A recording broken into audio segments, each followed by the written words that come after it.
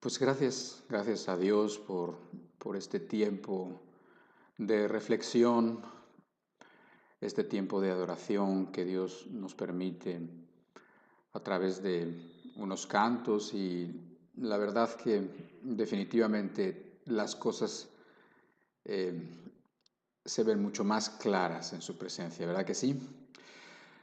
Ok, pues vamos a pasar a la plática del día de hoy, a nuestra enseñanza, que es como hemos venido haciendo unas semanas atrás, eh, es continuación del ciclo de enseñanzas de los tiempos peligrosos que estamos impartiendo a partir del versículo que se encuentra en la segunda carta del apóstol Pablo a Timoteo en el capítulo 3. En esta ocasión vamos a ver la característica de esos hombres y de esas mujeres de los tiempos finales que serán perversos, pero que tendrán apariencia de piedad.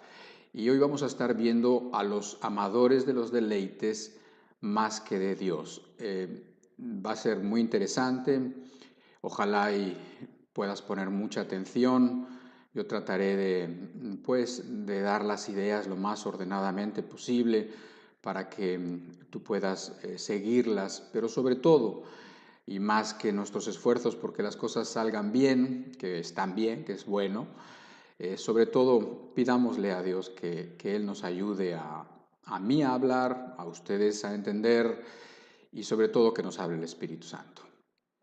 Padre, muchísimas gracias por los tiempos que nos permites estar juntos y sobre todo contigo.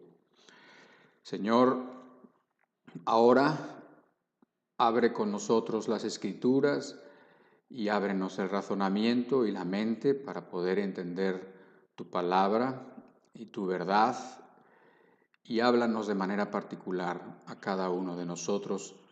En el nombre de Jesucristo te lo pedimos. Amén. Muy bien, pues como te decía, hoy vamos a volver a leer los versículos del 1 al 5 de la carta del apóstol Timoteo, la segunda del apóstol Pablo a Timoteo en el capítulo 3.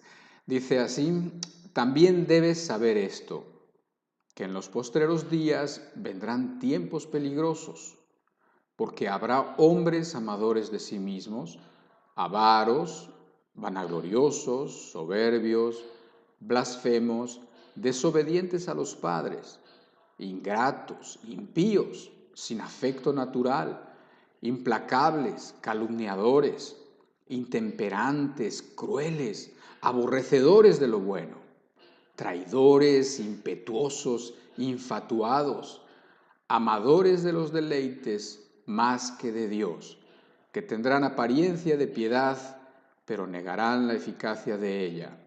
A estos hombres, a estas mujeres, evítalos, a toda costa, evítalos. Así que bueno, pues ya llevamos varias semanas hablando de estas características, ha dado para mucho. Yo estuve viendo acerca de los amadores de sí mismos y hoy voy a ver la de amadores de los deleites más que de Dios. Si te das cuenta, es la primera y la última de las características que el apóstol Pablo está dejándonos. Amadores de sí mismos, egoístas, que ya lo vimos a profundidad, pues pareciera la raíz de todo lo demás, pero pareciera como que lo envuelve la primera y la última. Amadores de sí mismos por un lado y amadores de los deleites más que de Dios. Amadores de los deleites, amadores de los placeres, que es otra traducción válida y probablemente más precisa, más que de Dios. ¿Ok? Entonces vamos a estar viendo esta última frase y creo, con la ayuda de Dios, que te va a dar, que vas a poder ver, que vas a poder entender muchas cosas para ti muchas cosas quizás para algún ser querido, con la ayuda de Dios. ¿Cómo voy a estar tratando este tema? Bueno, voy primero a definir lo que es esta frase o esta característica, que no es una sola palabra en nuestro idioma, amadores de los deleites más que de Dios. Después voy a tratar de que entendamos cuáles son esos placeres que existen, que Dios los ha dado y que el hombre toma y los pervierte. ¿Sí? ¿Y por qué los pervierte? Los pervierte precisamente por amarlos más que a Dios. Y finalmente quisiera yo enfocarme en las consecuencias de practicar este tipo, digamos, de idolatría. Sí, porque te vas a estar dando cuenta que esto es una idolatría, como muchas otras cosas, precisamente porque se pone por arriba, por encima de Dios. O sea, los placeres por encima de Dios, la persona amante de los placeres más que de Dios. ¿Ok? Entonces, te decía yo, hablando del primer punto de la definición, que, bueno, otras versiones de la Biblia no menos fidedignas que la que nosotros solemos usar, que es la Reina Valera, de la versión 60, de 1960, otras versiones dicen amantes de los placeres, o sea, en vez de decir amadores de los deleites más que de Dios, dicen amadores o amantes de los placeres más que de Dios. ¿Sí? Y eso está bien traducido. ¿Por qué? Porque creo que Pablo se refería muy específicamente a esto, aunque si tú buscas la definición en un diccionario en español no vas a encontrar básicamente ninguna diferencia entre la palabra deleites y la palabra placer, pero creo que la palabra placer la podemos nosotros quizás entender mejor. Y en el griego, esta frase, o por lo menos la combinación de estas tres palabras, amadores, son cuatro, amadores de los deleites, ¿sí? Es una sola palabra que es filedonos. Ajá. Y cuando yo me puse a estudiar un poquito más a profundidad este pasaje, bueno, pues me pareció un interesante descubrimiento cuando veo la palabra tal y como se escribió en el Nuevo Testamento, filedonos. Quizás hasta ahora no te ha dicho nada, pero ahorita te lo va a decir, ahora te vas a dar cuenta de que esta palabra es una palabra compuesta por dos, una es filos, fil, que significa amor, y la otra es edonos, que significa placer. O sea, literalmente amante del placer. Ahora, quizás lo interesante aquí es que la palabra edonos ya te empieza a sonar. Hedonista o el hedonismo ya te empieza a sonar, ¿verdad que sí? Entonces, literalmente estamos hablando de personas que aman los placeres por encima de Dios, por encima del amor que le tienen a Dios. Yo te voy a decir que no hay nada de malo en los placeres tal como Dios nos los ha dado, nos los ha concedido, nos los ha permitido, porque de veras todas las cosas buenas vienen de Dios, así lo está diciendo el apóstol Santiago, toda buena dádiva y todo don perfecto. Bueno, y los placeres que permite Dios al hombre disfrutar también son una buena dádiva. El problema de lo que estamos viendo es cuando el hombre ama a los placeres más que a Dios. ¿Ok? Entonces, la palabra en griego dice exactamente eso, amador del placer. Y yo creo que Pablo, filedonos, o sea, fil de amor y edonos de placer, estaba ya combatiendo digamos, una filosofía, o podríamos decir una teoría ética de los griegos que ya estaba en boga en sus tiempos, de hecho ya había estado en boga desde aún siglos antes de él, del apóstol Pablo. sobre todo con uno de sus exponentes que era Epicuro. Y bueno, era una filosofía que, como todas aquellas filosofías que son agradables para las personas, pues la gente está muy dispuesta a seguirlas, a creerlas, a ser practicante de ellas, ¿ok? Entonces, el hedonismo, como esa teoría ética o como esa, digamos, filosofía, lo que decía era lo que relacionaba el placer con lo bueno y el sufrimiento con lo malo. O sea, de alguna manera lo que trataban a toda costa los hedonistas era maximizar el placer por un lado, y minimizar, y si pudiera ser posible, eliminar el sufrimiento a toda costa, o sea, conseguir placer a toda costa y conseguir eliminar el sufrimiento también a toda costa. Te puedes dar cuenta que esta filosofía puede ser una filosofía muy, digamos, atractiva para las cosas de la carne, más ya te estás dando cuenta que esta filosofía no puede ser una filosofía agradable a Dios. ¿Sí? ¿Por qué? Porque por un lado el sufrimiento es inmediatamente asociado con lo malo, lo cual no es cierto, porque muchas veces el sufrimiento, a pesar de que, es difícil de llevar, nos hace mucho bien, o sea, nos da beneficios internos, como platicábamos hace un rato antes de la alabanza, al principio de la reunión. Entonces, por otro lado, al asociar el placer con lo bueno, bueno, pues entonces se imagina que todas las cosas, siempre y cuando te produzcan placer, no pueden ser malas, lo cual también nos damos cuenta que es una falacia, nos damos cuenta que es una mentira. ¿Ok?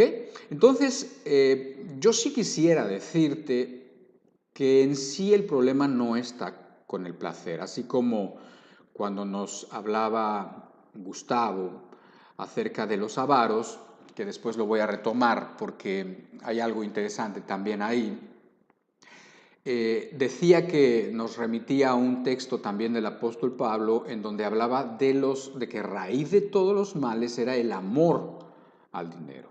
¿Okay?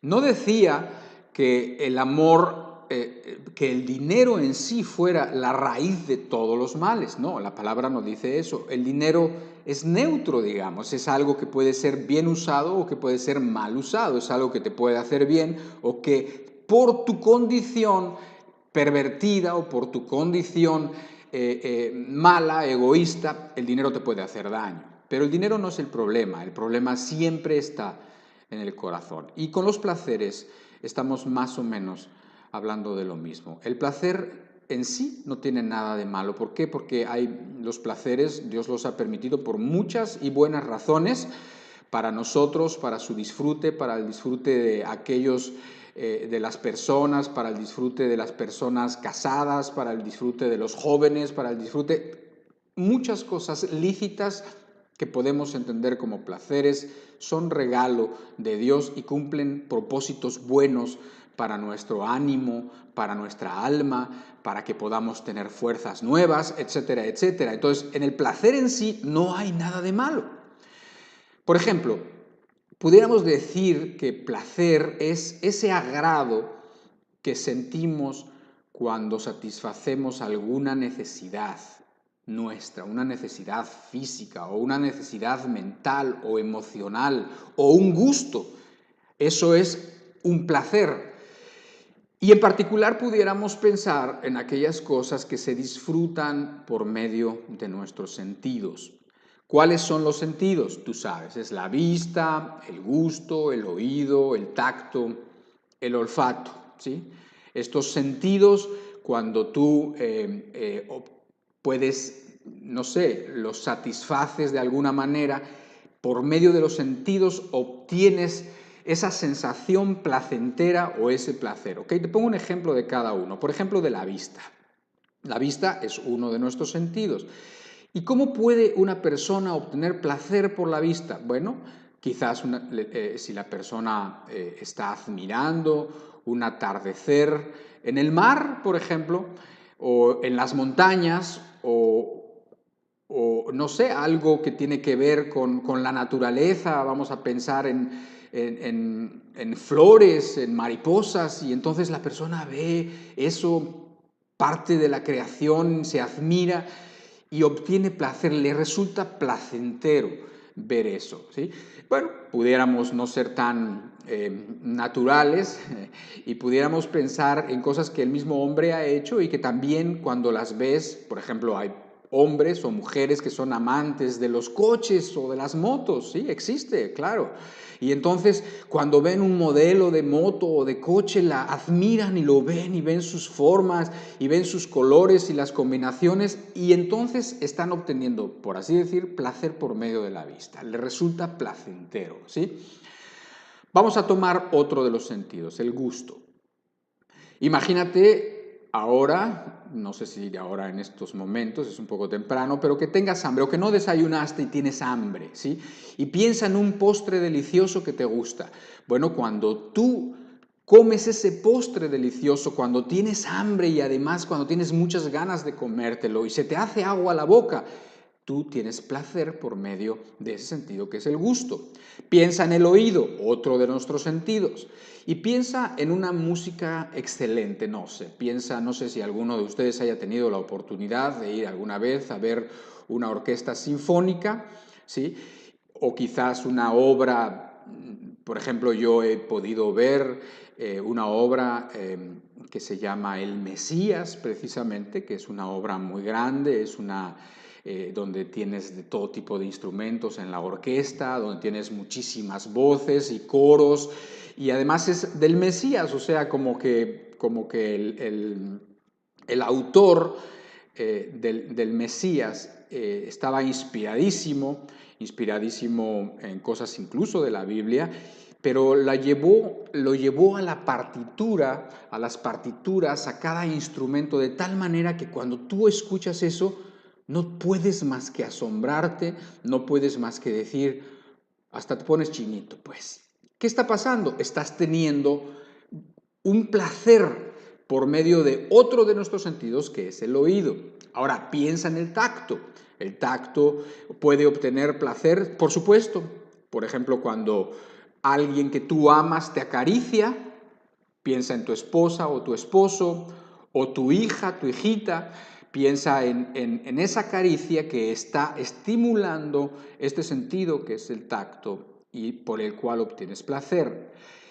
En el caso del sexo estamos hablando también precisamente de este sentido, que es el sentido del tacto, en donde las estimulaciones y las sensaciones se perciben por medio de este sentido y se obtiene placer, ¿sí? Nada malo hasta aquí, nada malo en ello, nada malo en ese don de Dios bueno que lo da precisamente todas estas cosas que estamos hablando por algo. Y finalmente piensa en el olfato, que sería el último de los sentidos que estamos viendo, y piensa, no sé, alguna vez que hayas entrado a una tienda cara, ¿no? Vas a un lugar en el centro comercial y entras por una tienda cara. Y según vas entrando por esa tienda cara, donde todas las cosas que se venden parecen buenas, finas y caras, de repente pasas por la sección de cosméticos y después por la sección de los perfumes. Y entonces, como las señoritas que están ahí, los jóvenes que están ahí, están dando perfumes probaditas para que los hombres y las mujeres que van pasando se animen a comprar, entonces hay como una combinación de olores, ¿no? De fragancias, y cuando pasas por ahí dices, ¡ah, qué rico huele! Esto es placer por medio del olfato. Entonces, queda establecido que no hay nada de malo, y de veras quiero que lo entiendas así, no hay nada de malo en el hecho de los placeres en sí. Es algo que Dios nos los da, es algo que Dios nos lo permite, es algo bueno, sí, es algo que Dios lo hace para que lo disfrutemos. Un hijo, una hija, una esposa, el dinero, el sexo, descanso, la música. una buena compañía, una comida buena cuando tienes mucha hambre, ¿sí? Que de veras estás esperando, estás cansado del trabajo y estás por llegar y sabes que tu mujer te hizo lo que más te gusta y entonces estás llegando y cuando llegas todo huele rico y lo disfrutas y ahí se combinan muchas cosas, se combinan muchos placeres porque Dios es bueno con nosotros y nos los da para precisamente nuestro disfrute. El problema en donde pasaríamos al próximo punto es el hombre sin Dios siempre. El problema es el hombre que toma la creación y la pone por encima del Creador, haciéndose ídolos de todo, absolutamente de todo. Este es el problema. El problema es que el hombre tiene la perversa capacidad de tomar las cosas buenas de Dios y convertirlas en malas, en pervertir las cosas buenas que Dios nos da. El hombre es un especialista en hacer eso. Y es aquí donde entramos a la parte oscura de nuestra plática. ¿Por qué? Porque mientras hablamos de los placeres lícitos, mientras hablamos de los placeres que Dios ha dado para reponer nuestros ánimos y nuestras energías físicas y emocionales, aquí estamos entrando en el punto donde el hombre toma los placeres y los ama más que al Creador, convirtiéndolo nuevamente como en una especie de idolatría, ¿sí? Y bueno, pues esto es exactamente lo que el apóstol Pablo estaba diciendo de estos hombres que aparecerían y que habría en abundancia en los últimos tiempos. Y bueno, pues creo que estamos bastante de acuerdo que estamos viviendo en esos últimos tiempos precisamente, ¿no? Entonces, ya te puse por un lado los placeres básicos, obviamente que no puedo ser exhaustivo, no puedo irme mucho más hablando de cada cosa, pero esto es suficiente para que entiendas de qué estamos hablando, ¿sí? Entonces, ahora vemos que el hombre toma los placeres, pero no usa y disfruta los placeres de la manera conveniente como Dios se los permite, con los propósitos que Él quiere, en el tiempo que Él quiere y en el lugar donde se deben tener esos placeres, ¿sí? Sino que los saca, los quita, quita a Dios, quita a sus planes, quita sus propósitos y lo convierte en algo malo. Y la gente se esclaviza a ello. Te pongo ejemplos. Por ejemplo, tomamos el sexo y lo sacamos de proporción. El hombre toma el sexo, la mujer toma el sexo y lo cambia de lugar, le quita la importancia que tiene la verdadera y le da una importancia exagerada como si el sexo fuera casi todo lo que es la vida y casi el único placer por excelencia, ¿sí? Y entonces lo desproporciona, ¿sí? Le cambia el significado y le cambia el propósito. Pudiéramos entender, pues así sin meternos mucho, el propósito del sexo que tiene que ver para el disfrute de los esposos, y queda claro que estoy diciendo de los esposos, no de los novios, sino de los esposos, que tiene que ver con la procreación, ¿sí? Con el nacimiento de bebés y por supuesto, pues esto lo estoy diciendo a propósito porque nuevamente estoy haciendo que entendamos algo que creo que entendemos, que el sexo está bien, pero siempre en su lugar y en su momento y en los propósitos que Dios quiere. También uno de los propósitos del sexo es la unidad, la unión de dos personas diferentes que vienen a ser una y que tiene muchos significados porque esa unidad es real, esa unidad es física en primer plano, pero en segundo plano también es una unidad a nivel del alma, pero también hay un tercer plano en donde nos deja ver un poquito los propósitos y planes de Dios con nosotros, en donde hay una unidad entre nosotros y Dios mismo, haciendo esa comparación en donde Dios es el esposo y nosotros, la iglesia, es la esposa. ¿Pero qué hace el hombre? El hombre coge el sexo, el hombre toma, lo saca de proporción, lo exagera, lo quita de su lugar y de sus propósitos y entonces lo convierte en obsesión, lo convierte en pornografía, lo convierte en perversión y nos enviciamos a estas perversiones. Y entonces el hombre comete crímenes por el sexo, pero ya no es el sexo como don que Dios dio, sino ya ahora es el amor al sexo, el enviciamiento y la perversión del sexo. Se pervierte en niños, se pervierte en niñas, se pervierte en jovencitas. Esclavizamos unos a otros. El hombre vende cuerpos y vende almas. Todo por el sexo. Todo por amar el sexo más que a Dios. Otro ejemplo. Tomamos la música y tomamos las diversiones que Dios nos da y que Dios permite. Y las permite para relajarnos, para disfrutar y compartir con otros, para darnos fuerzas para seguir trabajando. Nuevamente el hombre quita a Dios, lo hace a un lado, no quiere saber de qué manera quiere Dios que nosotros utilicemos estos dones y lo transformamos en fiestas llenas de excesos, de borracheras, de drogas, orgías, disolución y locura. Y nuevamente nos esclavizamos a ellas. O Dios le da al hombre y a la mujer belleza física.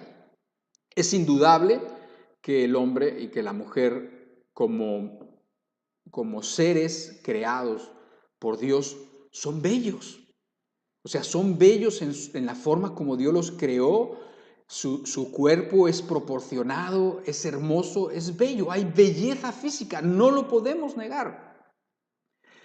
Y entonces Dios da esto a los hombres para deleite de ambos, en sus planes nuevamente y en sus propósitos en esta tierra y en esta vida. Pero ¿qué hace el hombre? Nuevamente se olvida de Dios, se olvida de su bondad. Y entonces la belleza del cuerpo, la belleza del hombre y de la mujer la convierte en erotismo, la convierte en modelos de belleza inalcanzable, nuevamente la convierte en obsesión, en enfermedades mentales. ¿Por qué? Por no alcanzar esas obsesiones, en enfermedad y muerte literal por abuso del cuerpo, tanto por quizás personas que dejan de comer para lograr el cuerpo que por ahí le están diciendo que es el cuerpo bonito, ¿sí?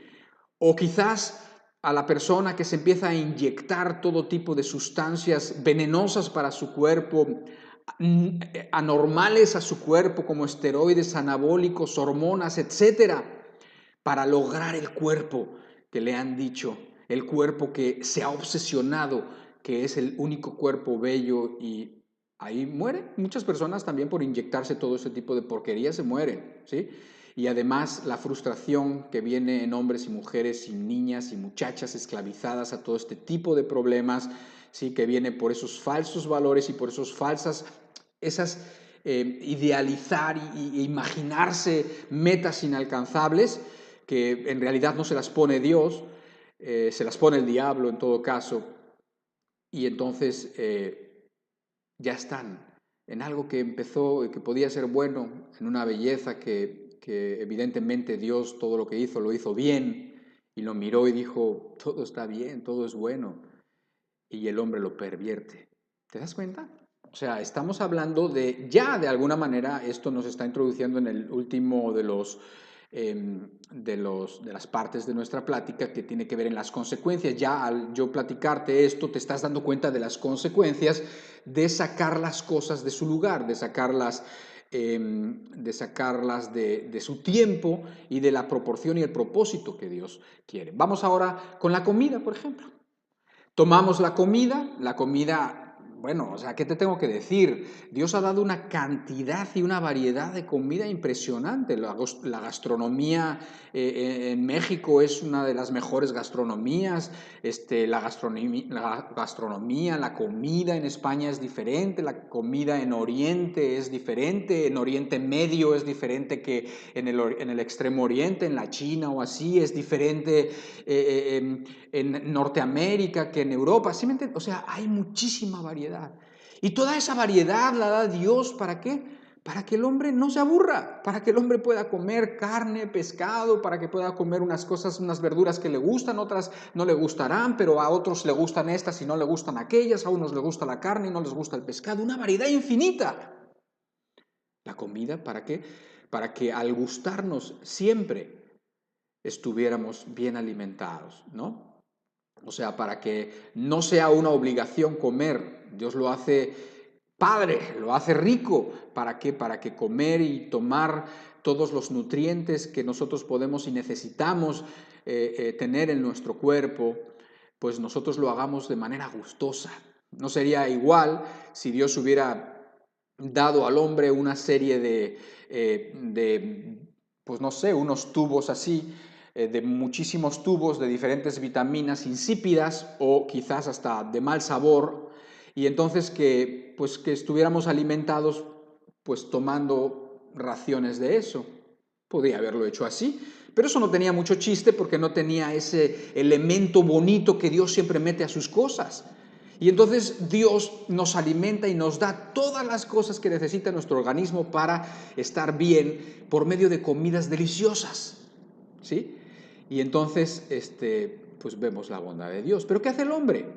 El hombre toma la comida con todos los sabores y variedades que Dios le ha dado, tanto le gusta que entonces ya no quiere otra vez considerar a Dios y sus propósitos, lo saca de la jugada, lo quita de la ecuación y entonces se olvida del propósito de la comida, que ya más o menos lo dijimos, que sería alimentarnos bien, alimentarnos con todo lo necesario para la salud y también para nuestro disfruto. ¿Y qué hace el hombre? Lo convierte en glotonería y se esclaviza a la comida. Hay gente que está esclavizada a la comida. ¿Lo sabes? La gente que está esclavizada a la comida por lo general tiene otro tipo de excesos, pero ese es suficiente. Ha convertido la comida con el placer legítimo que te otorga, lo ha convertido en algo que ahora lo esclaviza su alma y esclaviza su cuerpo. ¿Te das cuenta? El hombre toma lo que Dios da y lo que es bueno y lo pervierte. Todo por sacar a Dios de la jugada. Todo por ignorar a Dios.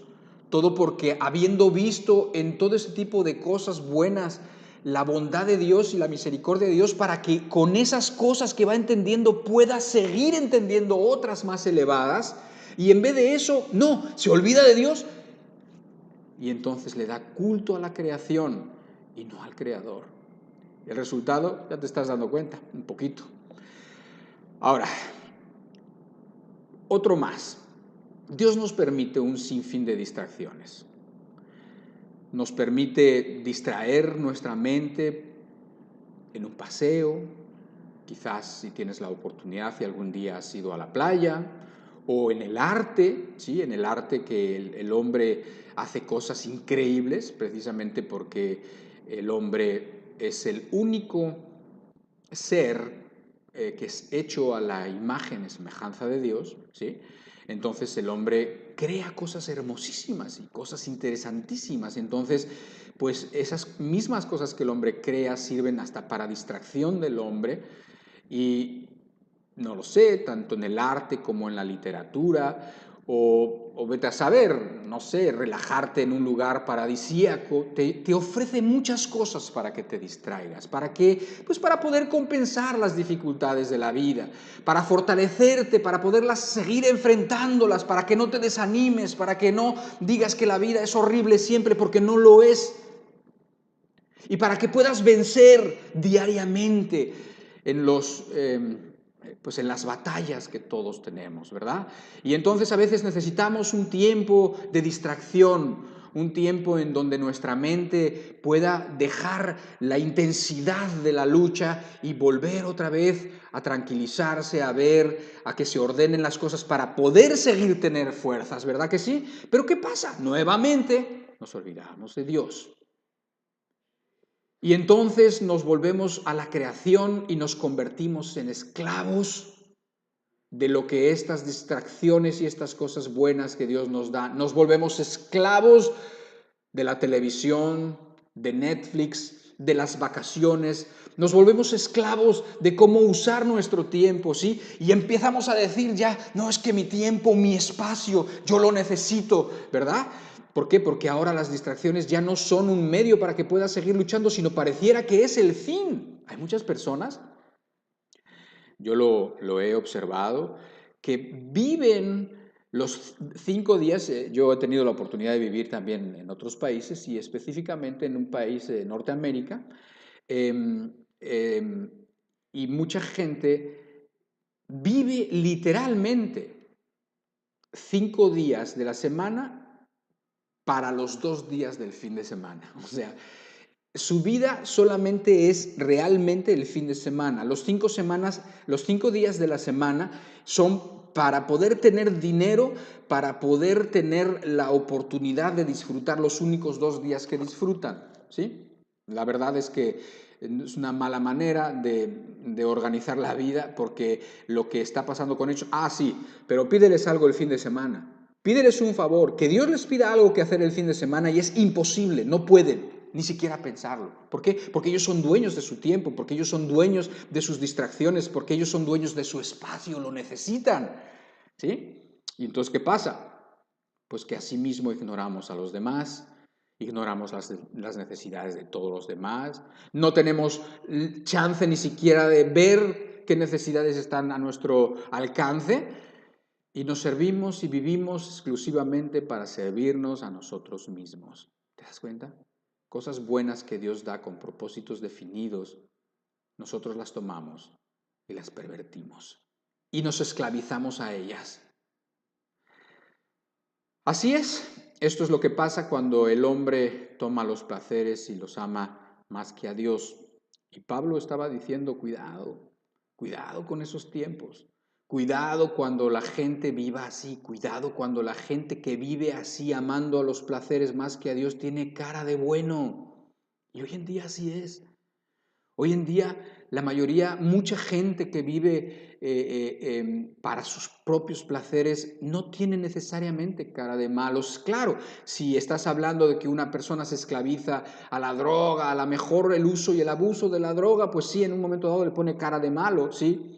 Y sus costumbres y sus compañías lo hacen verse malo, pero hay muchas personas que no se ven malos y sin embargo son esclavos de sus placeres y aman a estos muchísimo más que a Dios, y su aspecto no es el de un drogadicto que te puedes encontrar en la calle, que te das cuenta por su mirada, por su aspecto, que es un drogadicto o que es una persona viciosa.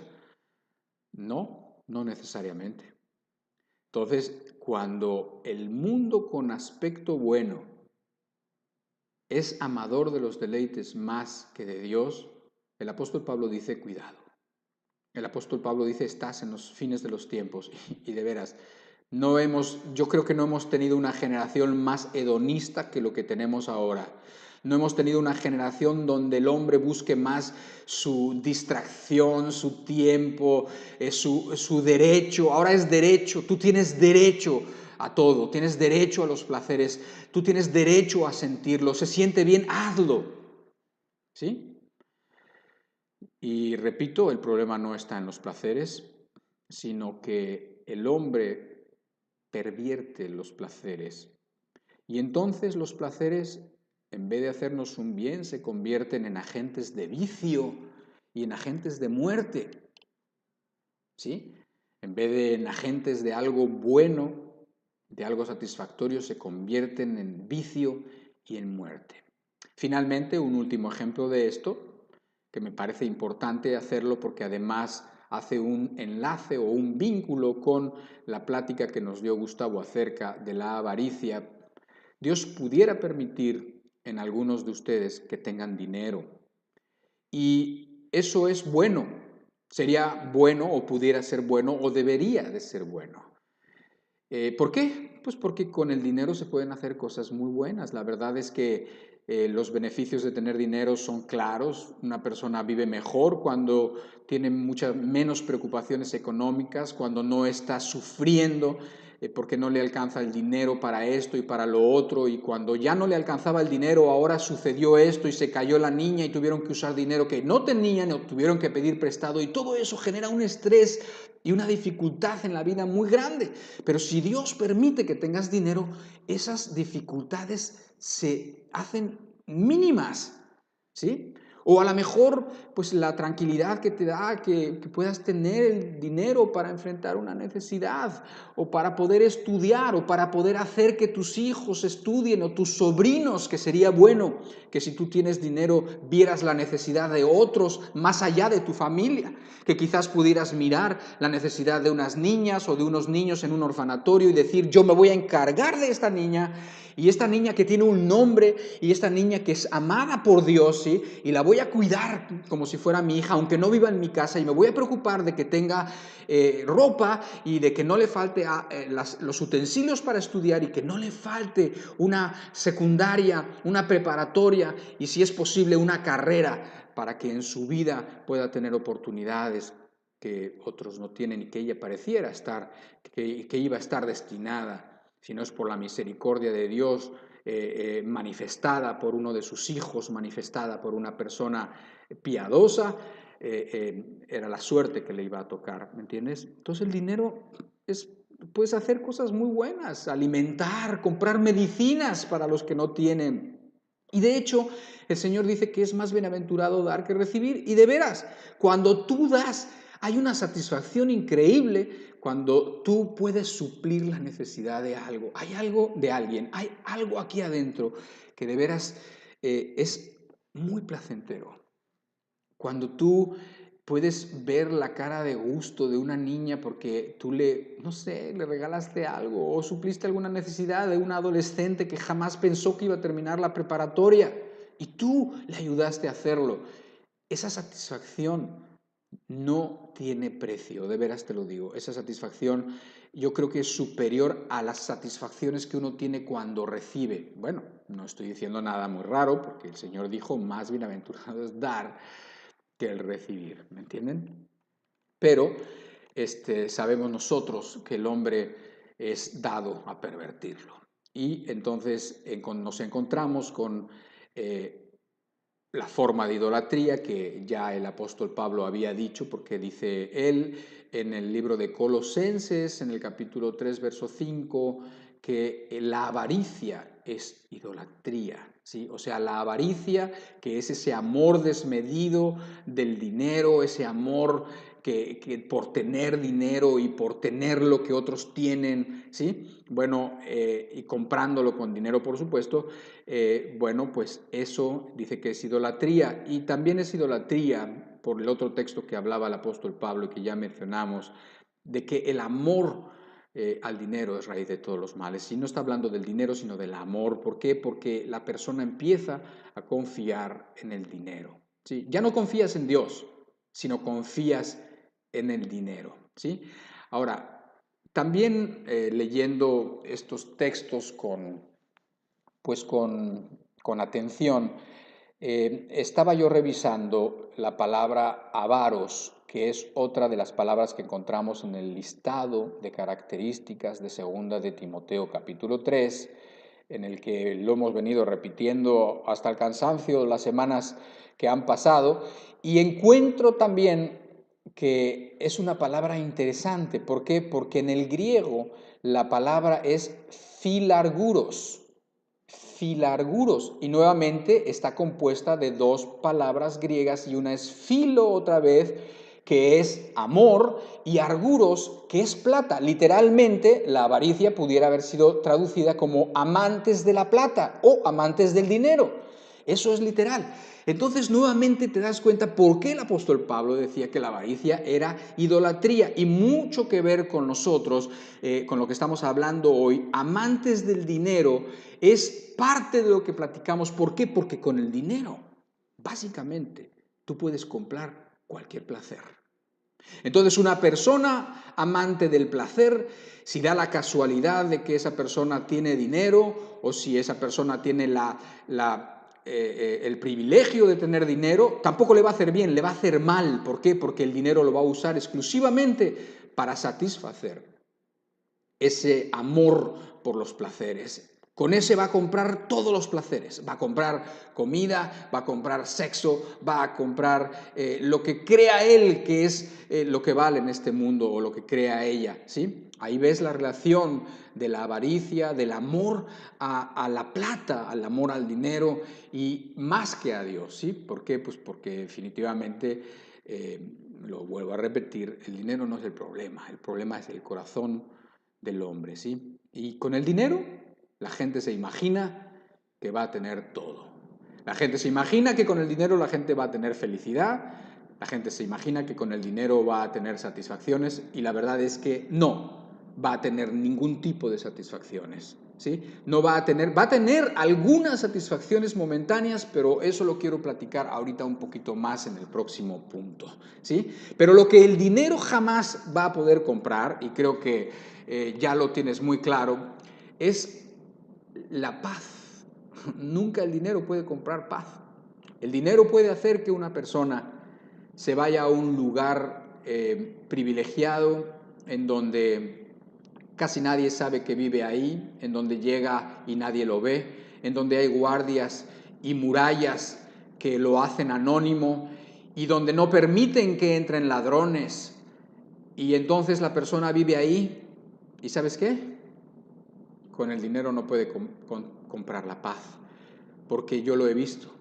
Yo he visto que muchas de las personas que tienen mucho dinero y que pueden tener los mejores lugares del mundo y donde nadie se mete y no se acercan ni los pordioseros se pueden acercar, no se pueden acercar los pobres a pedirles, no se pueden acercar los pobres a venderles, no pueden porque no los permiten y entonces la persona vive en su burbuja, vive aislado porque quiere paz, porque necesita paz. Pero ¿sabes qué?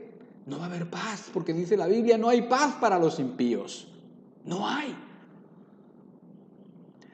La paz que se consigue con el alma satisfecha, con el perdón de los pecados, la paz que te da la confianza en Dios, el confiar no en el dinero, sino en Dios, eso no lo cambiarías. Si tú experimentas algún día, experimentas la paz que Dios te da, la satisfacción de saber que estás bien con Dios, la tranquilidad de la conciencia lavada, que no importa si te mata el virus, que no importa si te matan en un accidente cuando no te diste ni cuenta, no importa si te subes a un avión y será la última vez que te subas porque ese avión se va a chocar, ¿sí? No importa porque estás confiando en Dios y tu vida está en sus manos. Eso el dinero no lo puede comprar. Es imposible. La satisfacción del alma, el dinero no te la puede dar. El hombre sigue igual de insatisfecho cuando tiene dinero. No cambia nada. Sí, algunas cosas le son más fáciles, pero están igual de amargados, están igual de preocupados, están igual de neuróticos. O peor. ¿Por qué? Porque ahora tienen una preocupación extra o dos, y una es que no se les acabe lo que tienen, que les dure, y eso les hace estar obsesionados en tener cada vez más y más y más y más. Y dos, que nadie se los vaya a quitar, que nadie se lo vaya a robar. Y entonces se ponen muy nerviosos, muy tensos para guardar lo que han conseguido. Y bueno, todos los males que vienen de eso, porque la gente que tiene dinero muchas veces, no todos por supuesto, pero muchas veces se creen superiores a los demás y menosprecian al otro, etcétera, etcétera. ¿Sí? Entonces, pues ya te estás dando cuenta, ¿no? Por un lado son los placeres, por otro lado es la perversión del hombre tomando los placeres que Dios le da y le permite y echándolos a perder y con ello perdiéndose a sí mismo también. Y con esto entramos a nuestro último punto, que es el punto número 3, que son las consecuencias de practicar este tipo de conducta. ¿Cuáles son esas consecuencias? ¿Qué pasa? ¿Qué pasa con estas personas amantes de los placeres? ¿Cuál es el fin de estas personas? Yo en este momento quiero que veamos esto en dos planos, en el plano terrenal, en la vida física, en la vida que nosotros vivimos cada día y también que lo veamos en el plano espiritual, primeramente en el plano terrenal. Y para esto quiero que leamos 1 Timoteo capítulo 5, versículo 6. Dice el apóstol Pablo nuevamente: mas la que se entrega a los placeres desenfrenados aún viviendo, está muerta. Léelo otra vez. La que se entrega a los placeres desenfrenados, aún viviendo, está muerta. El apóstol Pablo habla estas palabras efectivamente a un tipo de mujeres en particular, pero es verdad para ellas y también es verdad para todos en general. Y lo puedes comprobar fácilmente. Es una verdad que la persona que se entrega a los placeres desenfrenados, cuando vive, aún viviendo, está muerta. ¿Por qué? Porque las personas que aman los placeres más que a Dios, cometen excesos que terminan matándolos. Y cuando digo matándolos, me refiero físicamente, o sea, literalmente, y también figurativamente, ¿sí? O sea, la persona que se entrega a los placeres estos terminan matándolo. Y esto lo digo literalmente en ocasiones y en ocasiones figurativamente. De hecho, hablando del dinero, muchas veces los que más tienen son los que literalmente, por entregarse a los placeres desenfrenados, terminan muertos, a veces por excesos o a veces por suicidio. ¿Por qué? Porque la persona, siempre queriendo satisfacer algo que no logra satisfacer por medio de los placeres, ha agarrado lo que no puede llenar y cree que si hace esto se va a llenar, y cree que si hace esto otro se va a llenar, y hace esto y no se llena, y hace esto y no se llena, y obtiene aquello y tampoco se llena. Y a fuerza de estar insatisfecho y a fuerza de frustrarse, muchos se desesperan, se deprimen y se suicidan. ¿Por qué? Pues por eso. Porque los placeres fuera de como Dios nos los da, entiéndelo bien, los placeres aparte de como Dios nos los otorga, son adictivos, pero no satisfacen. Son adictivos, ¿por qué? Porque como la droga o como el alcohol que nos sirven de ejemplo, tú necesitas cada vez más dosis para obtener las mismas sensaciones. Si tú alguna vez has sido drogadicto o si lo eres, tú sabes que la cantidad o la dosis que tú usabas al principio, después de unos meses ya no te servía y necesitabas tomar más. Esto es por sustancias y por cosas que suceden en nuestro cerebro cuando nosotros buscamos placeres o cuando nosotros buscamos pues sí, digamos, los placeres por medio de sustancias, y entonces produce algo a nivel neuronal en donde las mismas neuronas se desconectan y entonces por protección se desconectan, y entonces ¿qué pasa? Que tú para sentir las mismas cosas necesitas más dosis. Y los placeres son así, son adictivos. Cada vez necesitas cosas más extravagantes para encontrar las mismas satisfacciones. Si hablamos del sexo, la persona se pervierte cada vez con cosas más espantosas y extravagantes para obtener las mismas sensaciones, cosas terribles. Nosotros podemos ver en esta vida, en este mundo en el que vivimos, todo por agarrar las cosas hermosas de Dios y echarlas a perder. Y así con cualquiera de los placeres. Por eso el que come ahora mucho, al rato come más y no sabe parar y no puede parar porque se ha enviciado. Y no satisfacen. La sensación de placer, la verdad es que es pasajera. Sí existe la sensación de placer, tú lo sabes. Una persona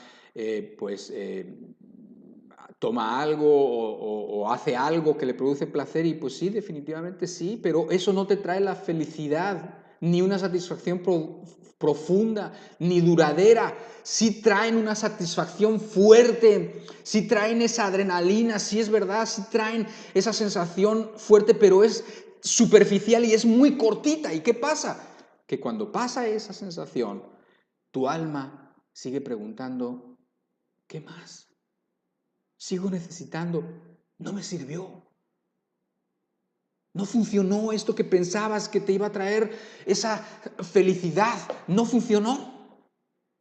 Y te deja insatisfecho y a fuerza de estar intentando Y a fuerza de estar buscando y no encontrarte, la persona termina por cansarse, termina frustrándose y termina por tirar la toalla.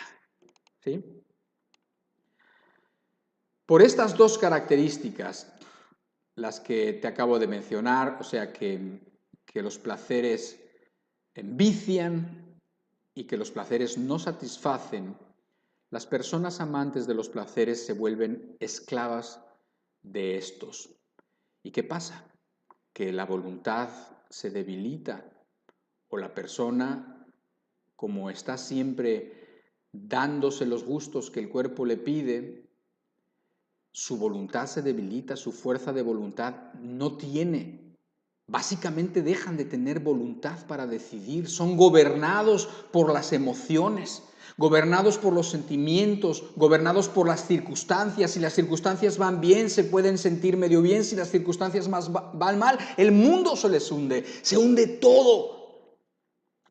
No tienen voluntad. Si las cosas en casa, en el trabajo, en los hijos, o en la escuela o donde sea se ponen difíciles, la persona no tiene voluntad para tomar decisiones, la persona no tiene fuerza de voluntad para luchar, no tiene fuerza de voluntad para hacer cambios o para disciplinarse. ¿Por qué? Porque nunca lo ha ejercitado, porque siempre ha cedido a lo que el cuerpo le pide, porque siempre ha cedido a lo que sus sentidos le han exigido y siempre se los ha concedido. No tienes fuerza de voluntad. ¿Me entiendes? Esto es importantísimo, porque una persona sin fuerza de voluntad, sin una persona sin disciplina, esa persona no va a durar en el reino de los cielos, no va a durar en el camino del Evangelio, no va a durar. Es sencillo. Como siempre ha cedido a sus placeres, se ha vuelto blando, débil, esclavo, deprimido. Y creo que no hay nada más claro que lo que decía el verso: viviendo está muerto. Es la verdad. No es lo mismo el principio de la carrera de un hedonista que el final. No es lo mismo una jovencita o un jovencito de 18, 17 años que está experimentando los placeres de la carne y está feliz y aparentemente está contentísimo y contentísima y se la pasa muy bien, y tú le quieres hablar algo de Dios y le quieres hablar algo de lo eterno y te dicen: ay, por favor, cállate, ahorita me estoy divirtiendo, ahorita no hablemos de eso, ahorita no me arruines la fiesta, ya habrá tiempo de hablar de eso.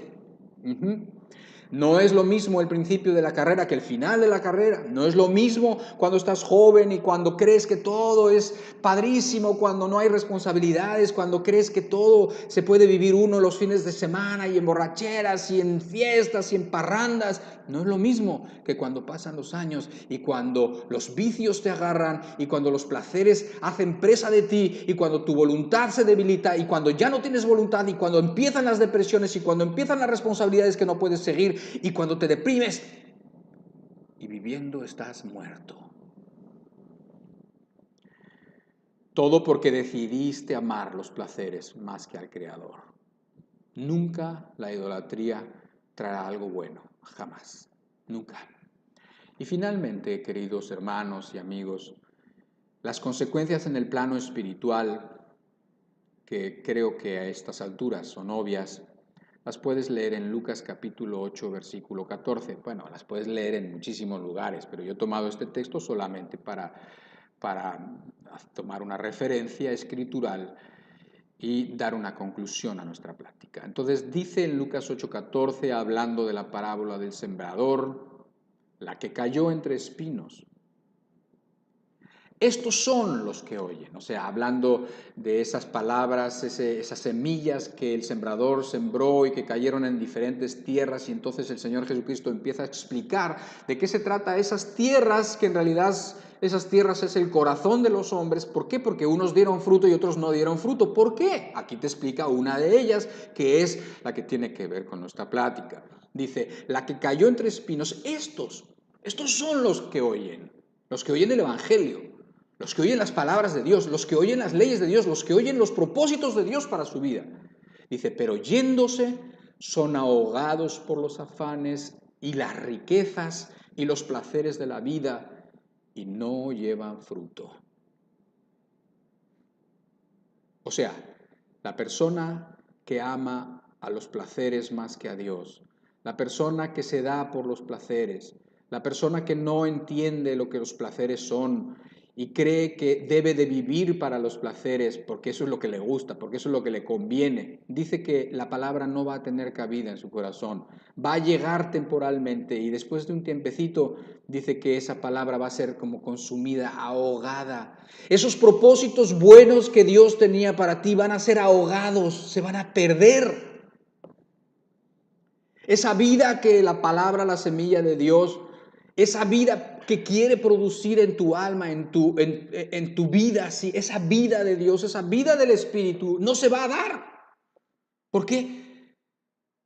Porque se va a ahogar. Porque ahí dice, por los placeres, por las riquezas, porque esas son tus preocupaciones y por lo tanto esas son tus decisiones, es hacia donde diriges tu vida, es hacia donde diriges tus esfuerzos, es hacia donde diriges tu mente y te olvidas del Creador. No se puede dar fruto así. No llevas fruto. Y créeme, no llevar fruto aquí tiene consecuencias terribles. Porque o das de un fruto o das del otro. O das de un buen fruto en donde los hombres y las mujeres cerca de ti, donde tus hijos y las personas que te aman te ven y aprenden de ti y entonces glorificarán ellos también en su momento a nuestro Padre que está en los cielos. O das el fruto malo de un árbol malo que los demás comen y se envenenan peor y que teniendo que encontrar en ti el camino encuentran la perdición y que teniendo que encontrar en ti el sentido correcto de la vida encuentran precisamente la confusión y la mentira y el engaño. Esos son los frutos malos, lo que ven en ti, lo que ven cuando ven tus odios y tus enojos y tus frustraciones y que no entiendes la vida y que no crees en Dios y que no confías en Dios y que se te hace fácil hablar palabras duras contra Dios. No. Entonces, en el plano espiritual hablamos de que ni habrá frutos acá, ni habrá frutos de arrepentimiento que presentarle a Dios, ni habrá frutos de buenas obras, ni habrá frutos de esa satisfacción de tener vida, vida abundante, vida que se desparrama hacia otras personas. Eso no lo va a haber. Y la razón es porque los amantes de los placeres más que de Dios, en realidad son idólatras. En realidad, al no amar a Dios, no pueden tener nada de las bondades que Dios quería para ellos. ¿Ok? Entonces, importantísimo, ojalá y el Señor en alguna parte de esta plática te haya hablado, ojalá y haya podido dejar alguna de sus semillas en tu corazón, y si así lo ha hecho, yo te ruego que tú profundices en ellas. Y con esto despedimos nuestra reunión. Padre, te damos muchas gracias por este tiempo que hemos pasado juntos. Gracias por acompañarnos y gracias por ayudarnos a abrir tus escrituras. Padre, haz una obra completa en cada uno de los que estamos aquí. No lo dejes en paz. Aquel que has empezado a hablar, no lo dejes en paz, por favor, para beneficio de su alma. Dios mío, muchas gracias. Acompaña a cada uno de nosotros, acompáñanos durante este día, durante esta semana. Muchas gracias, Señor. Y que Dios te bendiga mucho, hermano, amigo. Y Dios lo permita, nos vemos aquí, si Dios quiere, la próxima semana. Cuídate.